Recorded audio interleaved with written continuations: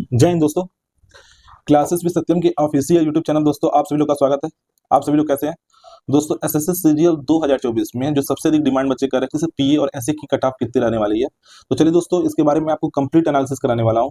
और इसका मैं इस पोस्ट का क्या फायदा और क्या नुकसान भी है, मैं दोनों चीजों पे जिक्र करूंगा। किसको पोस्ट प्रेफरेंस भरते समय किन बातों पर ध्यान रखना है, उसके बारे में भी मैं आपको कंप्लीट एनालिसिस कराने वाला हूं। तो आप लोग बस ध्यान से एक एक पॉइंट को सुन लीजिएगा, फिर लास्ट में आप लोग कोई भी क्वेश्चन पूछ सकते हैं। सबसे बड़ी बात है कि आप लोग पूरा वीडियो देखते नहीं है, बीच बीच से उठा के या तो सीधे कट ऑफ वाला देख लेते हैं वो पोर्शन, और उसको सीधे क्वेश्चन पूछते हैं, सर इसका तक कितना जाएगा, इसका कट ऑफ से कितना जाएगा। आप लोग पूरा चीज तो देख तो लीजिए सर क्या बताएं, उसके बाद पूछिए, कुछ समझ में हो सकता है पूरा वीडियो देखने के बाद आपको कोई भी डाउट रह ही ना जाए। मैं इसका आपको कंप्लीट एनालिसिस कराने वाला हूं। आपको ध्यान से रखना है किसको ये पोस्ट प्रेफरेंस डालना है, किसको ये पोस्ट प्रेफरेंस नहीं डालना है, मैं सबके बारे में बताऊंगा दोस्तों। जो आपका पीए और एसए की वैकेंसी है, आपको सभी लोगों को पता होना चाहिए। इसमें सबसे बड़ा जो फैक्टर है आपका एज वाला है, ठीक है। इसमें 27 साल तक ही बच्चों को लिया जाता है। जो जनरल का जो काउंट किया था वो 27 साल तक ही है। और बाकी आपका जो एज रिलैक्सेशन है वो छोड़ दीजिए, ठीक है। वो तो जो आपका ओबीसी और फिर जो ईडब्ल्यूएस में तो मिलता नहीं है। ओबीसी हो गया, आपका एससी हो गया, एसटी हो गया, और भी जितनी भी कैटेगरी है आपके, वो अलग चीज हो गया, ठीक है। मैं जनरल की बात कर रहा हूँ कि 27 साल तक के बच्चा ही इसमें पोस्ट प्रेफरेंस में इसको डाल सकता है, और सभी बच्चे नहीं डाल सकते हैं, ठीक है। और सबसे बड़ी बात है, दूसरा इसका सबसे बड़ा फैक्टर क्या है, इसको समझने की कोशिश कीजिए। दूसरा जो सबसे बड़ा फैक्टर है वो है आपका क्या, सीपीटी, ठीक है। ये ऐसा फैक्टर है ना, समझ जाइए कि इसमें अगर आपका ज्यादा नंबर भी है, अगर सीपीटी में आपका अच्छा नंबर नहीं आया है तो आप तब भी बाहर हो सकते हैं, इस पोस्ट को नहीं पा सकते हैं। तो दोनों चीज आपको ध्यान रखना है। हो सकता है कोई बहुत कम नंबर पाया बच्चा, उसका सीपीटी में बढ़िया नंबर है तो आराम से वो पास कर लेगा।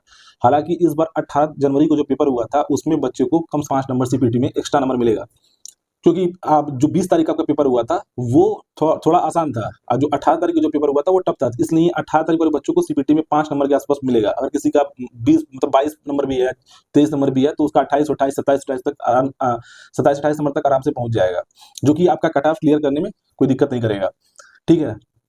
मैं जो ये बोल रहा हूँ, अगर ये चीज को नहीं समझ रहे हैं तो आपका नुकसान हो जाएगा। सीपीटी का बहुत ज्यादा इसमें भूमिका रहेगी इस बार। तो आप जब भी पोस्ट प्रेफरेंस डालिएगा तो कुछ सोच समझ के ही डालिएगा। दूसरा, इसमें क्या होता है कि बहुत सारे बच्चे ऐसे होते हैं जिनका ज्यादा नंबर होता है, जिसका सीपीटी में अच्छा होता है, वो साउथ जोन में होते हैं, तो वो कोशिश करते हैं चलो ठीक है कोई दिक्कत नहीं, हमको होम टाउन मिल जाएगा, मैं नॉर्थ में आने के चक्कर में वो अपना डाल देते हैं। चलिए, जो पहले से सिलेक्टेड बंदे कोई दिक्कत नहीं है, वो क्या करते हैं, वो उनका उनका खुद का डिसीजन है। अगर उनको लगता है कि भाई वो नॉर्थ में आ सकते हैं तभी वो डालते हैं, तो कोई दिक्कत नहीं है। लेकिन बहुत सारे ऐसे बच्चे हैं कि वो क्या करते हैं, क्या गड़बड़ी कर देते हैं, वो समझते नहीं है। जैसे मान लीजिए वो ऑलरेडी 2400 ग्रेड पे वाली पोस्ट पे है, ठीक है, उसके बाद भी पोस्ट प्रेफरेंस में पहले डाल देते हैं, तो वो उनका, अगर मान लीजिए आप नॉर्थ में ही है किसी जगह पे है, अब फिर आप उसी की चीजें अप्लाई कर रहे हैं, तो वो आप ही का नुकसान हो जाएगा, उससे कोई फायदा नहीं होने वाला। हाँ, अगर आप साउथ में है, नॉर्थ में आना चाहते हैं, आप हिंदी भाषी क्षेत्र के स्टूडेंट हैं, तो जाहिर सी बात है कोई दिक्कत नहीं, आप डालिए। लेकिन आप सभी लोग को नहीं डालना। जिसका बहुत अच्छा नंबर है, आप जो बड़े बड़े वैकेंसी है, जो बड़े बड़े पद है, उसके लिए आप अप्लाई कीजिए, जिसपे आपके होने के चांसेस बने, ठीक है। दूसरा, इस इस पोस्ट का जो फायदा ये है ना, इस पोस्ट पे रहते हुए आप आराम से तैयारी कर सकते हैं। समझ जाइए, बहुत ही रिलैक्स रिलैक्स वाला जॉब है। और इसमें 5 डे वर्किंग है, कहीं कहीं 6 डे भी वर्किंग है, ये सबको पता होना चाहिए। मैक्सिमम आपको 5 डे वर्किंग ही मिलेगा इसमें, ठीक है। तो इस चीज को समझ लीजिए कि आपके लिए बहुत ज्यादा फायदा मिलेगा। और इसमें आप आगे तैयारी भी अपना कंटिन्यू कर सकते हैं। कोई भी आपको सबसे बड़ा जानिए, अगर कोई नॉर्थ का बच्चा साउथ में चला गया तो उसको सबसे दिक्कत हो जाती है लैंग्वेज वाली, और दूसरा खाना पीना भी थोड़ा सा अंतर पड़ जाता है, तो बच्चों को काफी दिक्कत होता है। तो बच्चे वही डालते हैं जिनका नंबर थोड़ा कम रहता है, उनको लगता है कि भाई लेकिन बस इस चीज को जान जाइए, इसका जो कट ऑफ रहता है सीपीटी का वो हाई रहता है। एज फैक्टर आपका 18 से 27 है, इस चीज को दिमाग में रखना है। लैंग्वेज का इशू आता है, अगर आप साउथ में चले गए, हिंदी भाषी क्षेत्र के हैं नॉर्थ के, तो आपको तभी दिक्कत आएगा। और सबको पता है कि आपका 2400 जीपी वाली ये पोस्ट है, आप लोग इस चीज को दिमाग में रखिएगा, ठीक है। और ये 5 डे वर्किंग मैक्सिमम आपको मिलता है। ओके दोस्तों, मैं आपको कंप्लीट बता दिया हूं कि आपको किन किन चीजों का ध्यान रखना है पीए और ऐसे का पोस्ट प्रेफरेंस भरते वक्त, ठीक है। अब मैं चलता हूं दोस्तों, आपको मैं कुछ और चीज और बताने वाला हूं, आप लोग उसको ध्यान से सुन लीजिएगा, ठीक है। दोस्तों, जो वैकेंसी था इस बार आप देखेंगे पीएसए के लिए, आप लोग ध्यान से सुनिएगा कि आपका टोटल जो वैकेंसी था वो पीए और एसए को मिलाकर 4098 पद था, ठीक है।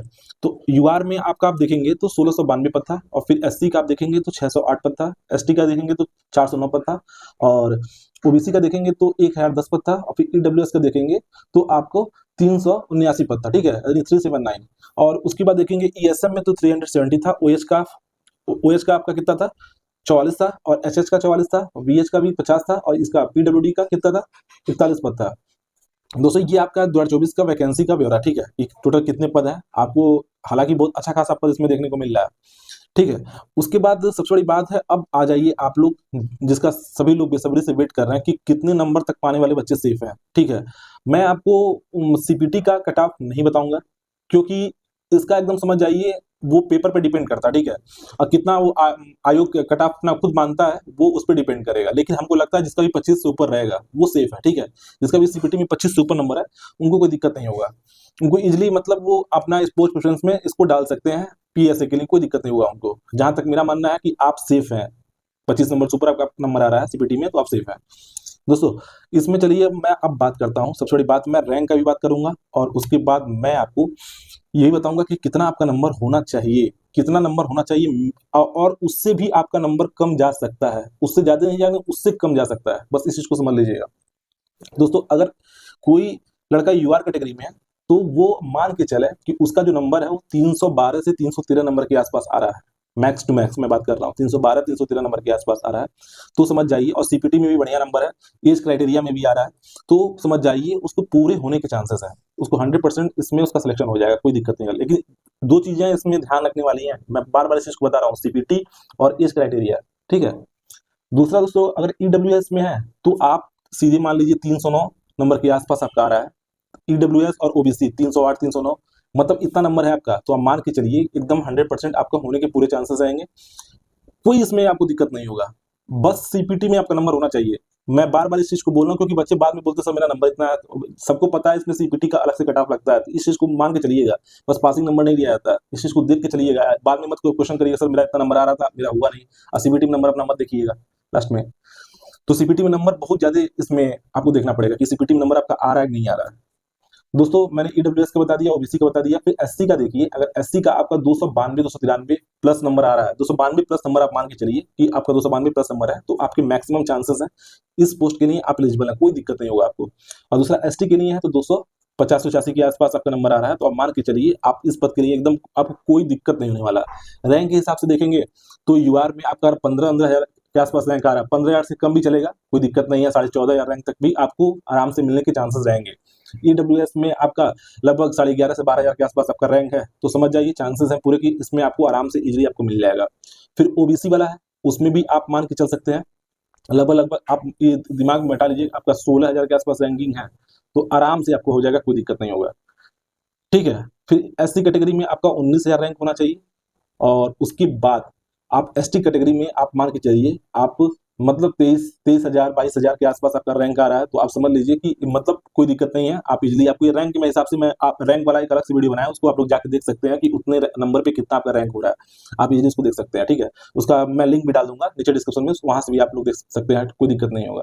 दोस्तों मैंने आपको पीए और एसए के बारे में कंप्लीट एनालिसिस करा दिया हूँ, अब कोई मतलब इस चीज को समझ लीजिए किसी भी प्रकार का आपको डाउट रहना नहीं चाहिए, अगर कोई भी आपको डाउट इसके बाद भी रहता है तो आप मुझसे क्वेश्चन पूछ सकते हैं, कोई दिक्कत नहीं है। मैंने आपको वैकेंसी बता दिया, टोटल इसका 4,098 पद है 2024 में। दूसरा इसमें आपका जो वर्क है समझ जाइए बहुत ज्यादा टफ काम नहीं है, बहुत इजी वाला काम है, और इसमें आप इजीली एकदम इसमें रहते हुए आगे अगर आप बढ़िया नंबर नहीं भी लाए हैं तो अगली बार सीरियल के लिए आप अच्छे से तैयारी कर सकते हैं। ये एक ऐसा एग्जाम है इसमें आप बढ़िया से बैठ के पढ़ाई कर सकते हैं, उसके बाद भी ऑफिस अपना काम करने के बाद भी आराम से इजी पढ़ाई कर सकते हैं और बढ़िया पद पा सकते हैं फिर सीरियल में, कोई दिक्कत नहीं है।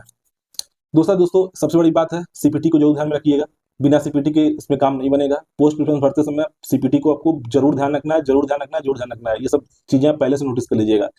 और ये आपका 2400 ग्रेड पे की जॉब है, 1827 आपका एज क्राइटेरिया है, ये सारी चीजें हैं, ये मैं आपको कंप्लीट बता दिया हूँ।